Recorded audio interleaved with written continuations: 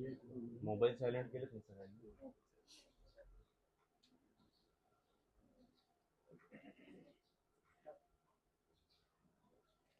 राज्याचे उपमुख्यमंत्री आदरणीय अजितदादांचं आज दुःखद निधन झालं. आमचा सगळा आधार गेलेला आहे.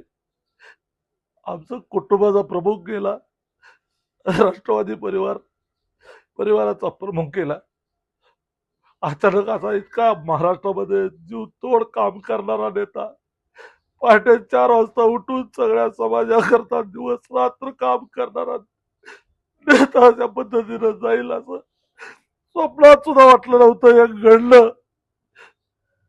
आज आज सगळ्या नुसता तो अजितदादाचा परिवार नव्हता, महाराष्ट्र त्याच्याकडे बघत होता.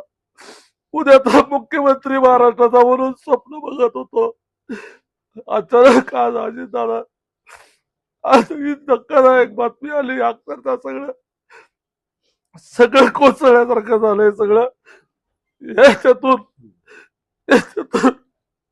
त्यांचा परिवार, राष्ट्रवादीचा उभ्या महाराष्ट्रातला परिवार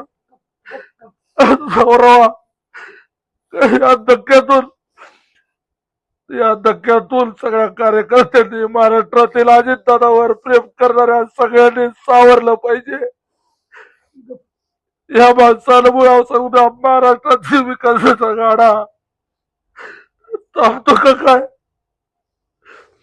अजितदादा, तुम्ही असं अचानक कसं काय केलं? एवढं पहाटे उठून तुम्ही सकाळी एवढं कशासाठी? याची एक्झिट होईल, महाराष्ट्राचं नाही देशाचं नुकसान झालं. इतकं चांगलं काम करणारा मेहनती माणूस या महाराष्ट्राला पुन्हा मिळलेला आहे. या महाराष्ट्रामध्ये पुन्हा असा नेता होलेला आहे.